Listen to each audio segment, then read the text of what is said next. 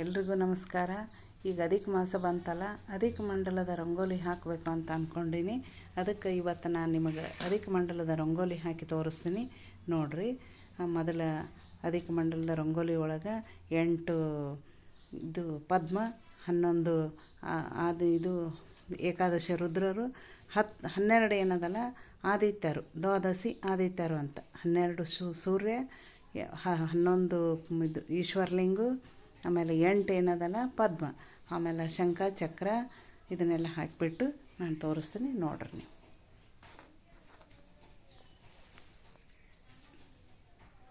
First ಶ್ರೀಕಾರ ಹಾಕಬೇಕು.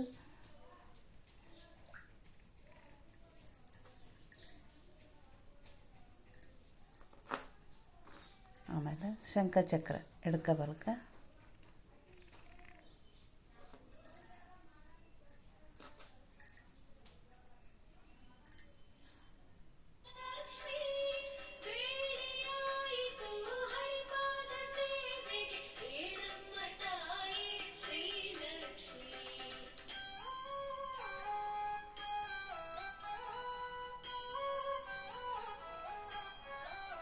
ಆಮೇಲೆ 8 ಪದ್ಮ,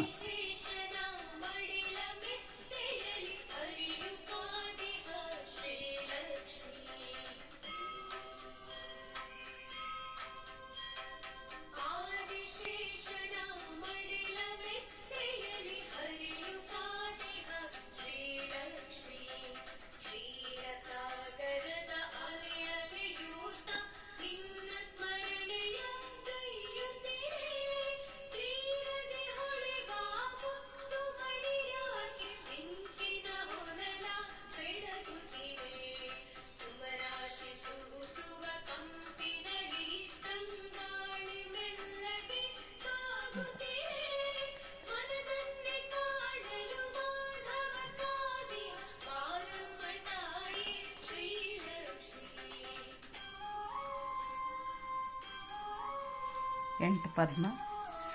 ಇವಾಗ 11 ದ್ವಾದಶಿ ಏಕಾದಶಿ ರುದ್ರರು, ಮತ್ತು ಇಲ್ಲಿ ಒಂದು ಶ್ರೀಕಾರ ಹಾಕಬೇಕು.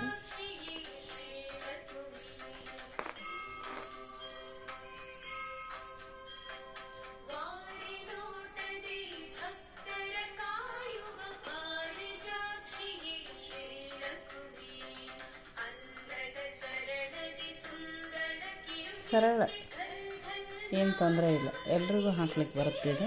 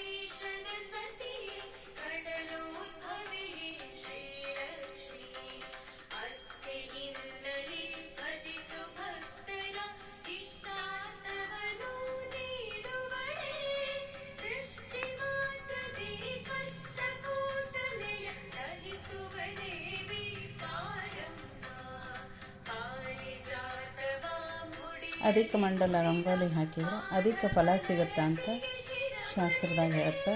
ಆಮೇಲೆ ಎಲ್ಲರೂ ಹಿರಿಯರು ಹೇಳ್ತಾರೆ. ಅದರ ಪ್ರಕಾರ ನಾನು ಇದನ್ನು ಹಾಕ್ಬೇಕಂತ ಅಂದ್ಕೊಂಡೀನಿ. ಇದನ್ನು ನೋಡಿಬಿಟ್ಟು ನೀವು ಹಾಕ್ಕೋಬೋದು.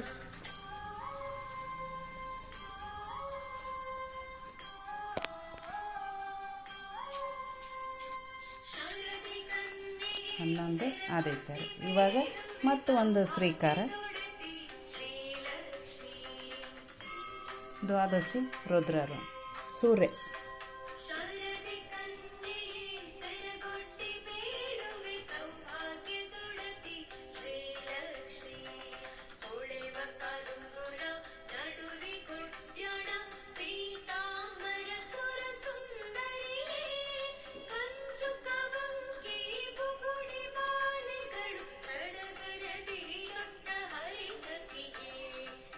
12 ಹಾಕ್ಬೇಕು ಇವು.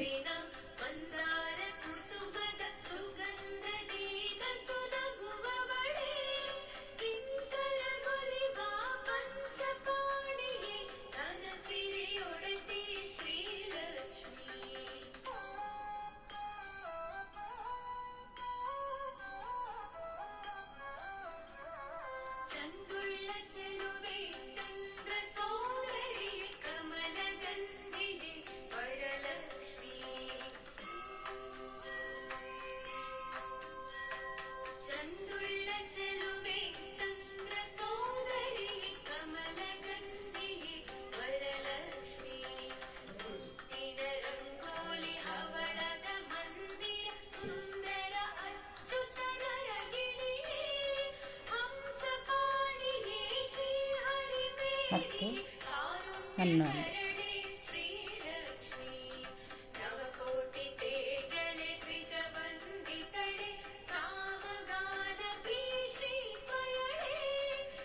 ಇಷ್ಟ ಆದಮೇಲೆ ಇದಕ್ಕೊಂದು ಮಂಡಲ ಹಾಕಬೇಕು.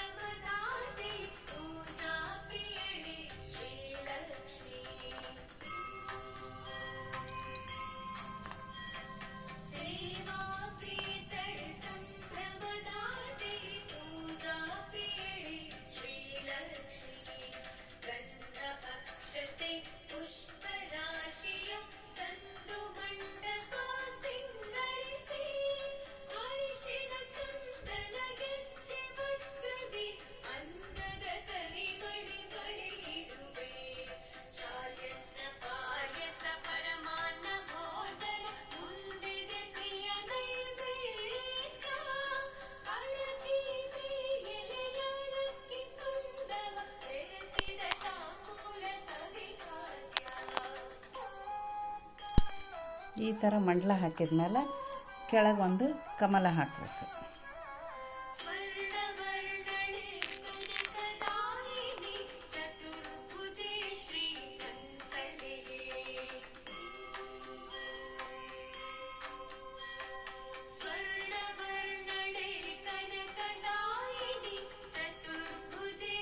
ಈ ಥರ ಹಾಕಿಬಿಟ್ಟು ಮೇಲೆ ಒಂದು ಓಂ ಅಂತ ಬರಿಬೇಕು. ಇಲ್ಲಿ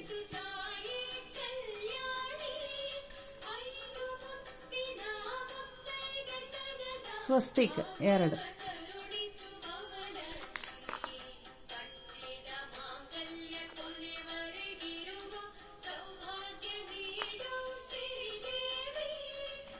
ಸ್ವಸ್ತಿಕ್ ಹಾಕಿದ ನಂತರ ಮತ್ತು ಇಲ್ಲಿ ಎಡಕಬಲಕ ಏನು ಮಾಡಬೇಕು, ಶಂಖಚಕ್ರ.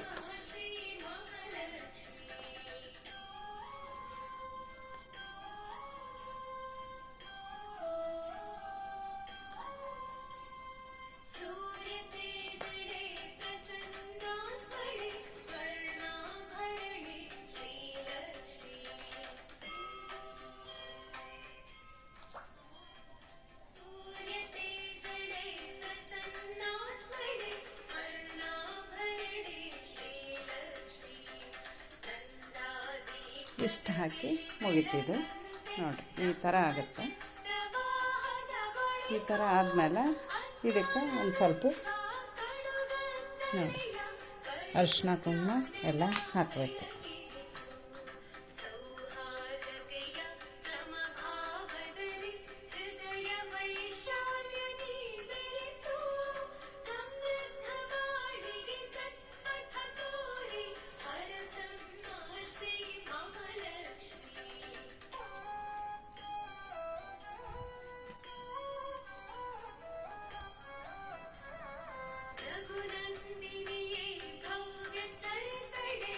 ಆಮೇಲೆ ಇದಕ್ಕೆ ಮಂತ್ರಾಕ್ಷತೆಗಳು ಹಾಕಬೇಕು.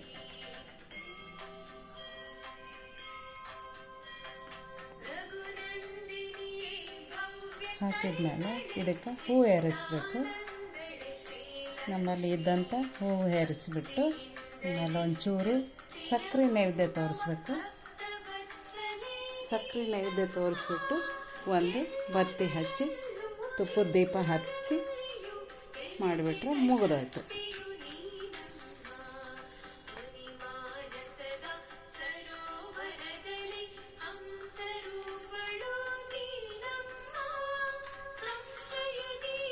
ಈ ಥರ ಒಂದು ತುಪ್ಪದ ದೀಪ ಹಚ್ಚಿದ್ರೆ ಮುಗೀತು ನೋಡ್ರಿ. ಇದು ಅಧಿಕ ಮಾಸದ ಮಂಡಲ ರಂಗೋಲಿ. ಇದನ್ನು 33 ದಿನವೂ ಹಾಕ್ಬೇಕು ಅಧಿಕ ಮಾಸದೊಳಗೆ. ಆಮೇಲೆ ಇದಕ್ಕೊಂದು ಶ್ಲೋಕ ಅದ, ಇದನ್ನು ದಿನನಿತ್ಯ 33 ಸಲ ಅನ್ಬೇಕು. ಮತ್ತು ಯಾವ ಶ್ಲೋಕ ಅಂತಂದ್ರೆ, ಗೋವರ್ಧನಧರಂ ವಂದೇ ಗೋಪಾಲಂ ಗೋಪರೂಪಿಣಂ ಗೋಕುಲೋತ್ಸವ ಮಿಷಾನಂ ಗೋವಿಂದಂ ಗೋಪಿಕಾ ಪ್ರಿಯಂ. ಇನ್ನೊಂದು ಸಲ ಹೇಳ್ತೀನಿ ನೋಡ್ರಿ. ಗೋವರ್ಧನಧರಂ ವಂದೇ ಗೋಪಾಲಂ ಗೋಪರೂಪಿಣಂ ಗೋಕುಲೋತ್ಸವ ಮಿಷಾನಂ ಗೋವಿಂದಂ ಗೋಪಿಕಾ ಪ್ರಿಯ.